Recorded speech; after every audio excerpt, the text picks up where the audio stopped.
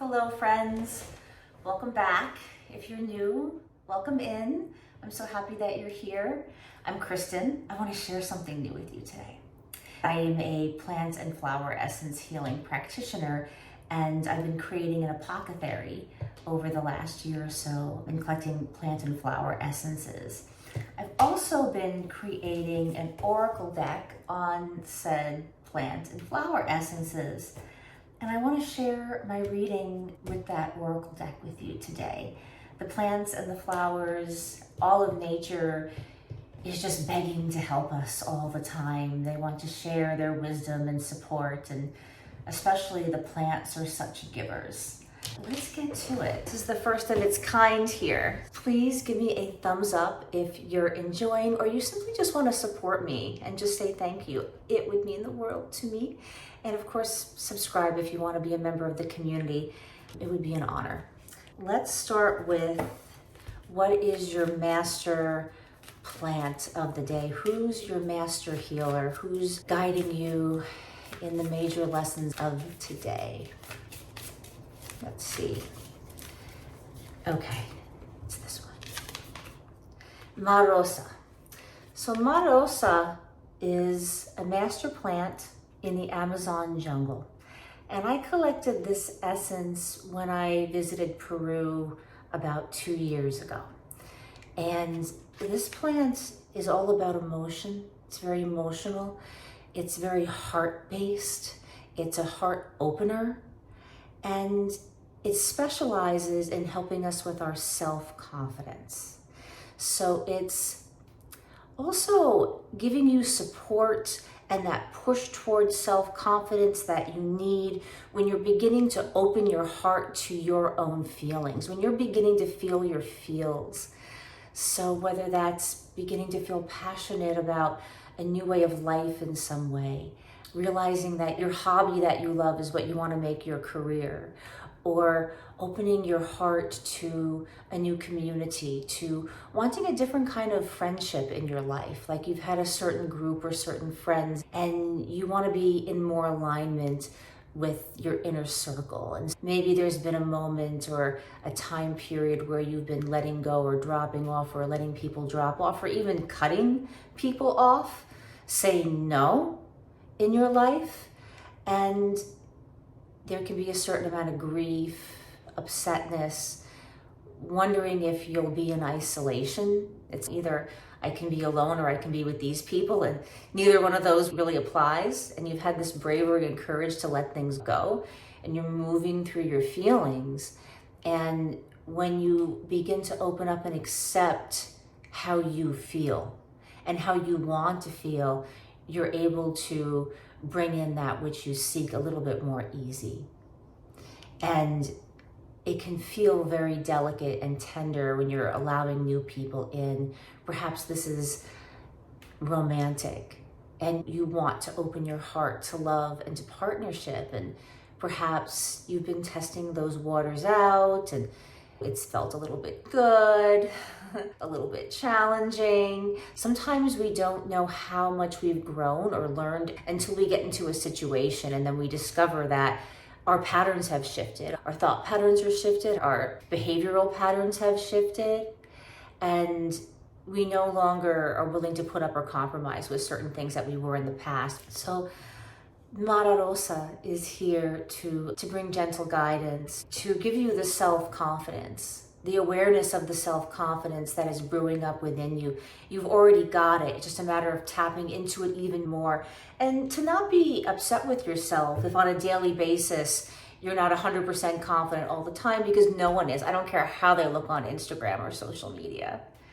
We all go through stuff, and that strength and vulnerability is very real. Let's see what the trees have for us. This is your groundedness. How do we be grounded in that? How do we be grounded in working through our own self-confidence as we have this new awareness about what we're looking for in life, and as we open up our heart and we begin to feel our feelings, and it can be overwhelming as we get used to a new way of being. So we have cedars, which is receiving, releasing your blocks, feeling safe in the body. Another thing to learn about me is that I study somatic experiencing. And so everything, we experience it all in our bodies, right? And it can be very overwhelming.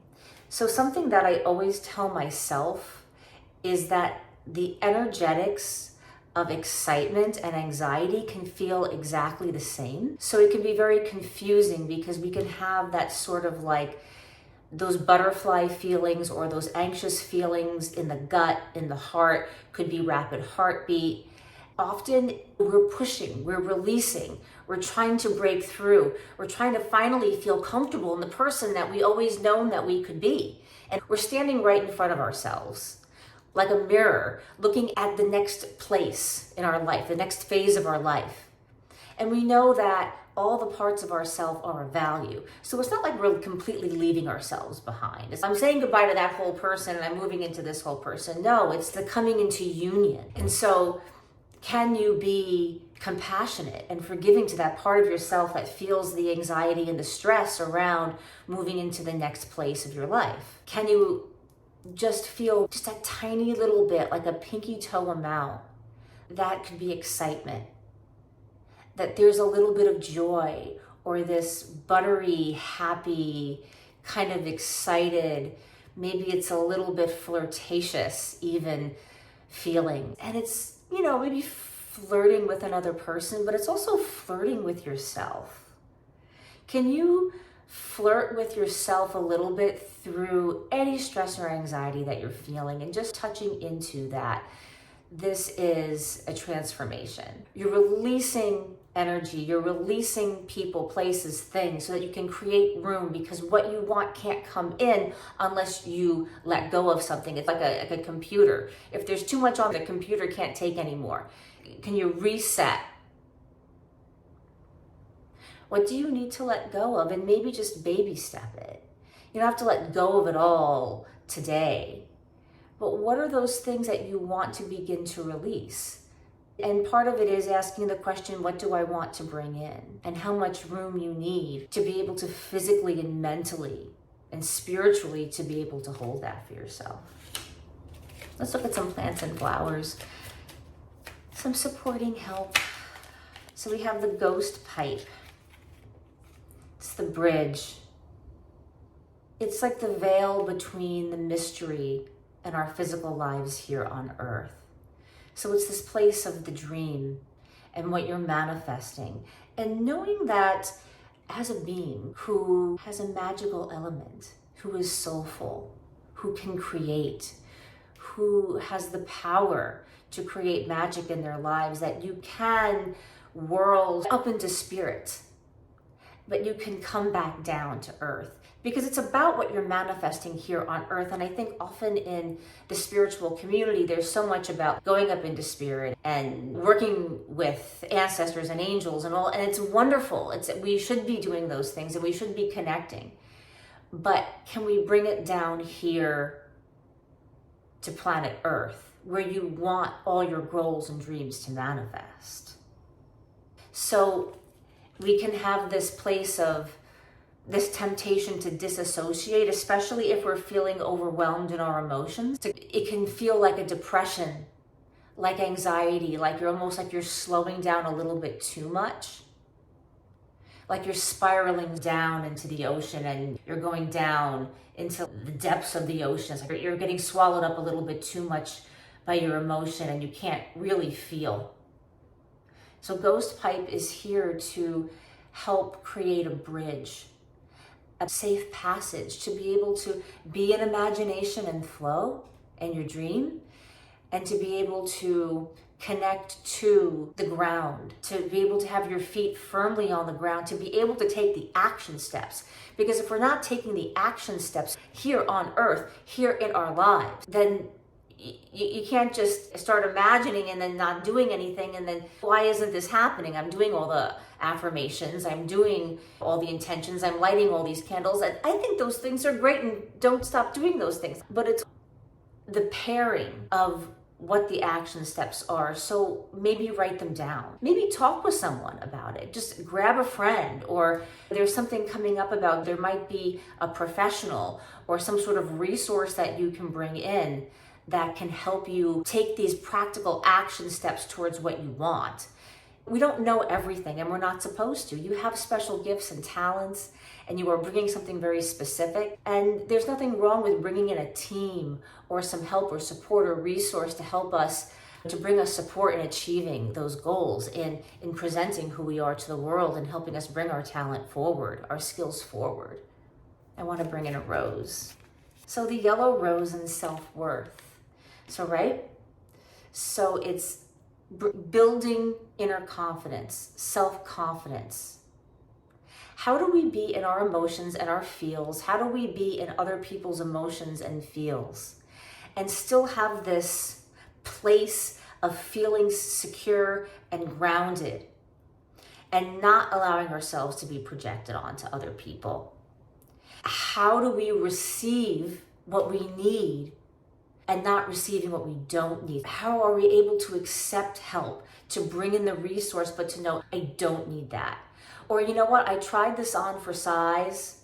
I played with this a little bit. I checked it out, and now I've changed my mind. I don't need that. I don't need you. Or I don't need this side of you or this piece of you. Or I don't like where this is going. I explored something in a situation or an environment or a person, and it wasn't what I thought.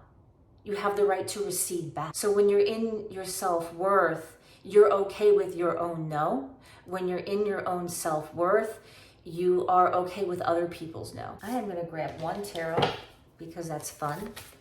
So the Knight of Cups, emotions, watery, got our theme here. We have Marosa coming through in all aspects. Be careful what you're being offered. Be careful about what you're being offered. You don't need to take something because it's being offered to you. Often we're coming from a place where we have felt we're not getting enough, or we're not receiving enough, or there's like a past history or evidence of, I don't have enough support. Every romance turns to trash. It starts off like this and goes to this, or I had recently a deep betrayal with friends or family. And when we're in an emotional place and we're feeling emotionally overwhelmed, and we're like wobbling on our self-confidence, we're wobbling on our self-worth a little bit, we get an offer and it feels, okay, I'm gonna take that, or that looks good. And it might look good at first. Be a little investigator about it, be a little detective about it. Take a moment and really acknowledge how you've changed.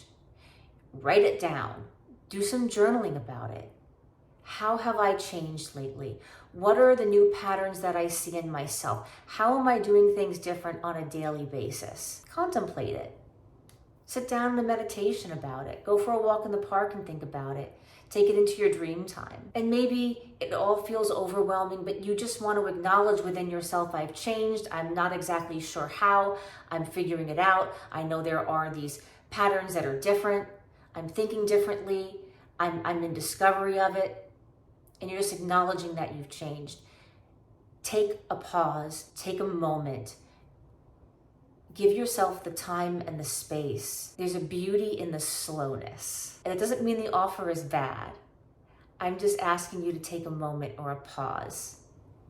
Because being able to really be clear with yourself about what you want before you accept something, as opposed to just, oh my God, I'm being offered something, I should take it. And it looks really good when you're just seeing it from a distance, or you're seeing it from a little bit away. You're not really looking at the nuances of it. And you know what? Even if you do accept it, like I said, you can change your mind. You always have the right to change your mind.